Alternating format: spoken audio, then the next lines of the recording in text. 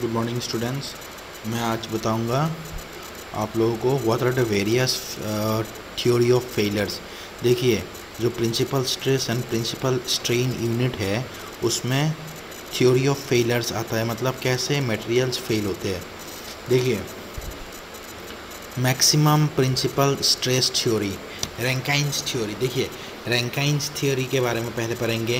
What do you mean by Rankine's theory? Rankine's theory is actually known as maximum principal stress theory. देखिए, जो principal stress है दो types के होते हैं, एक है major principal stress and minor principal stress. तो जो भी मैक्सिमम प्रिंसिपल स्ट्रेस थ्योरी है उनके बारे में पढ़ूंगा। The maximum principal stress theory is known as Rankine's theory. लेकिन जो दूसरा नेक्स्ट टॉपिक है वो हो गया आपका maximum principal strain theory, that is known as the Saint Venant's theory. कभी कभार पूछा जाता है what write the maximum equation for the maximum principal stress theory और रैंकाइन्स थ्योरी। कभी कभार पूछा जाता है write the equation for the maximum principal strain theory और सैन विनेंस थ्योरी। तो अकॉर्डिंग टू द, देखिए रैंकाइन्स थ्योरी का मतलब क्या है। According to the Rankine's theory, permanent set take place under a state of complex stress when the value of maximum principal stress is equal to that of the yield point stress as found in a simple tensile stress। इसका मतलब क्या है कि कोई भी material उसमें permanent set तभी होते हैं जब मैक्सिमम प्रिंसिपल स्ट्रेस, जो भी मैक्सिमम प्रिंसिपल स्ट्रेस है that is equal to the yield point stress. But जो यील्ड पॉइंट, जो माइल्ड स्टील का ग्राफ दिखाया था मैंने, उसमें यील्ड पॉइंट थे, upper yield point and lower yield point. तो अपर यील्ड पॉइंट या लोअर यील्ड पॉइंट के हिसाब से वो जो भी स्ट्रेस रिप्रेजेंट करते हैं upper yield point and lower yield point को, वो स्ट्रेस क्रॉस नहीं होना चाहिए। उसी को हम लोग बोलते हैं maximum principal stress theory. And for the design criteria, the maximum principal stress must not exceed the working stress for the material.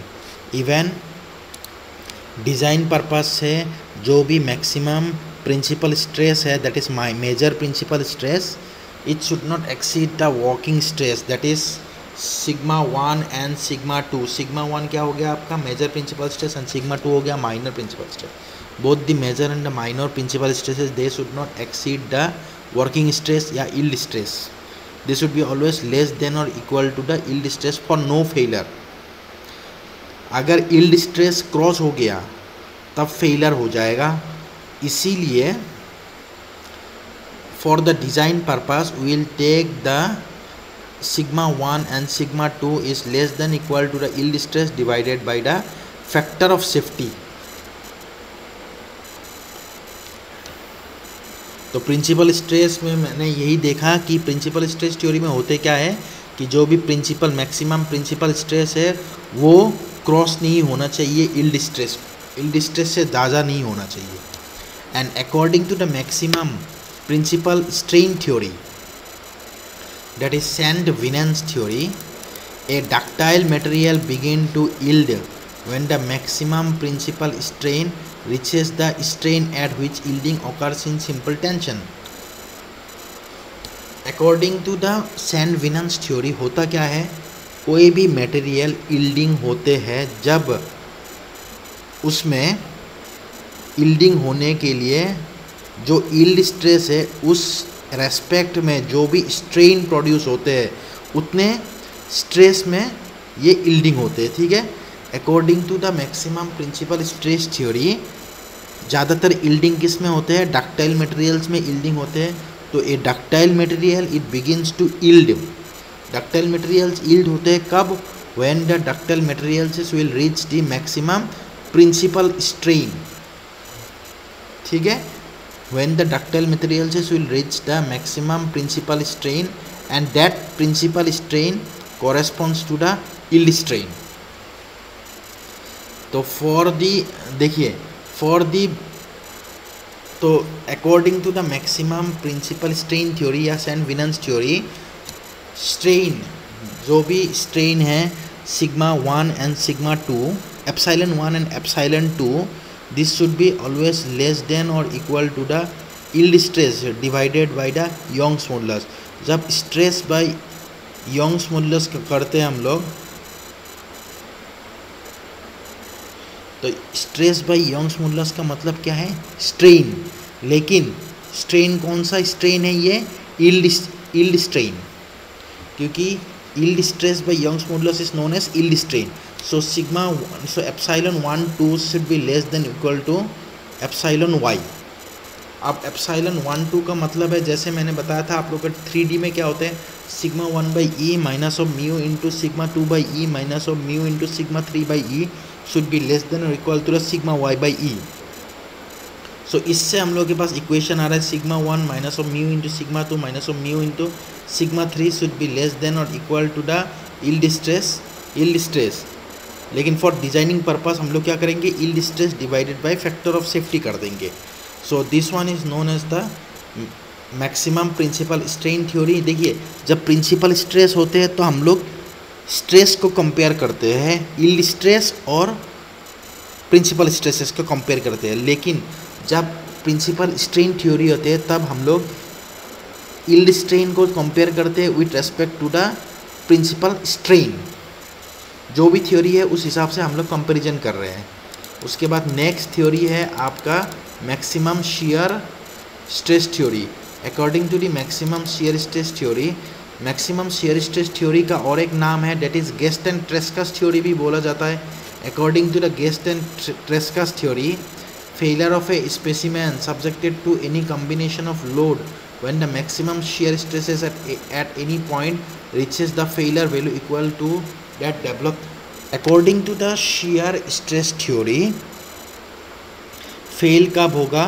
whenever fail कोई भी मटेरियल फेल नहीं होगा जब maximum shear stress is less than or equal to the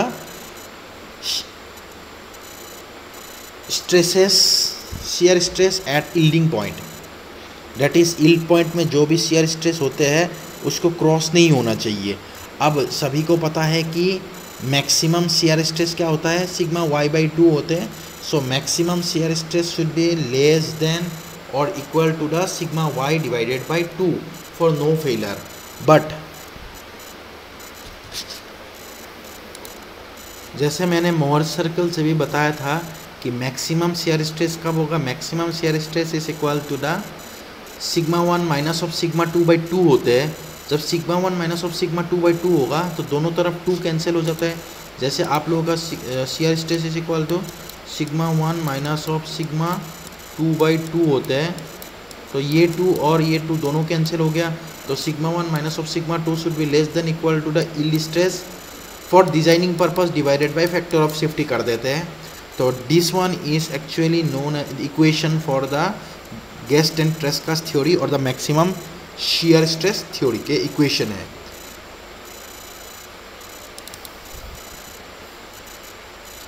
उसके बाद next है आपका Haigh's theory. Haigh's theory is also known as the maximum. What do you mean by Haigh's theory? Haigh's theory is also known as the maximum strain energy theory. As per the maximum strain energy theory, a body under complex stress fails when the total strain energy on the body is equal to the strain energy at the elastic limit in simple tension. So graphically हम लोग कैसे represent करेंगे, sigma 1 square plus sigma 2 square plus sigma 3 square minus of twice of mu into sigma 1 sigma 2 plus sigma 2 sigma 3 plus the sigma 3 into sigma 1. This one should be always less than or equal to the yield stress square for no failure condition. But for the design case, sigma 1 square plus sigma 2 square plus sigma 3 square minus of twice of mu into sigma 1 sigma 2 plus sigma 2 sigma 3 plus sigma 3 sigma 1. This one should be less than or equal to the yield stress by the factor of safety whole square. Factor of safety से divide किया और whole square. This one is for actually for the designing purpose. तो designing purpose के हिसाब से ये formula applicable होगा. देखिए ये जितने भी इक्वेशंस है for no failure and for designing purpose and maximum principal stress, maximum principal strain, maximum shear strain, maximum strain energy theory, सबके फार्मूलाज याद होना चाहिए क्योंकि इन फार्मूला से डायरेक्ट न्यूमेरिकल्स होते हैं और उसी हिसाब से हम लोग को फार्मूला याद रख के ही न्यूमेरिकल्स को करना है। उसके बाद नेक्स्ट थ्योरी है आपका maximum shear strain energy, maximum shear strain या डिस्टोर्शन एनर्जी थ्योरी, या डिस्टोर्शन एनर्जी थ्योरी को हम लोग मिसेस हेनकेस थ्योरी भी बोलते हैं।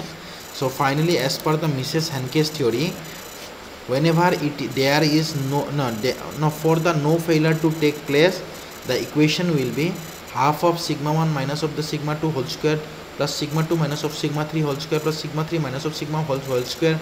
This one should be less than or equal to the yield stress square, but for the designing purpose it will be half of sigma 1 minus of the sigma 2 whole square plus sigma 2 minus of the sigma 3 whole square plus sigma 3 minus of sigma 1 whole square. This should be less than or equal to the yield stress by the factor of the safety, क्योंकि designing के लिए हम लोग factor of safety लेते हैं। सो yield stress divided by the factor of the safety whole square. So ये equation हो गया आपका मिसेस हेनकेस थ्योरी।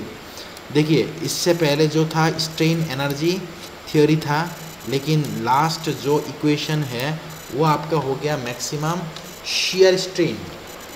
जैसे शियर स्ट्रेस के बारे में बताया था, स्ट्रेन एनर्जी भी हो गया और शियर स्ट्रेन ये हो गया आपका not shear stress but this one is shear strain theory. Okay, thank you.